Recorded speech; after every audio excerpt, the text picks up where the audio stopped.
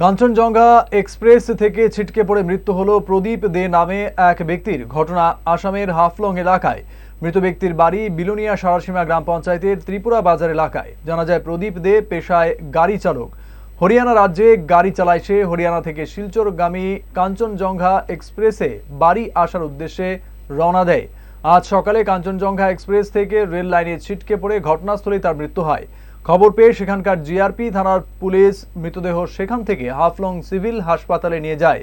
জিআরপির তরফ থেকে মৃত প্রদীপদের বাড়িতে মৃত্যু সংবাদ পৌঁছালে কান্নায় ভেঙে পড়েন তার স্ত্রী সহ গোটা পরিবার। ঘটনায় এলাকা জুড়ে শোকের ছায়া নেমে এসেছে। ফোন করি কারণ আমার স্বামী মারা গেছে। কোন জায়গাতে আপনার বাড়ি? কোন জায়গায়? আচ্ছা, তো স্বামী কি করে? স্বামী হরিয়ানা গাড়ি চালায়। তখন কেমনে মারা গেছে? লাগছিল, হ্যাঁ, এখন কই মারা গেছে। কেমনে? রেল তো নড়ে গেছে। কি নাম আছিল স্বামী? প্রদীপ দে। বয়স কত? বয়স 40। আচ্ছা, তখন কে খবর কইছে?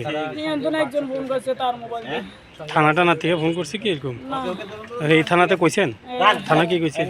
স্বর্ণকমল জুয়েলার্সের উইন্টার ফেস্টিভ্যাল 20 থেকে 31 ডিসেম্বর হতে চলেছে বিগেস্ট সলিটার ডায়মন্ড শো, যেখানে থাকবে নর্থ ইস্টের biggest single stone and multi stone large diamond showcase. পাবেন সোনার গয়নার মজুরিতে 20% অফ আর হীরের গয়নার মজুরিতে 100% অফ। তাছাড়াও প্রত্যেকটি কেনাকাটায় শর্ট গিফটস। অফারের দিনগুলোতে প্রতিদিন শোরুম খোলা থাকবে। আজই আসুন আমাদের আগরতলার showroom Harigonga Basak road near Kaman Chowmuhani এবং Udaipur showroom central road opposite Chowk বাজার।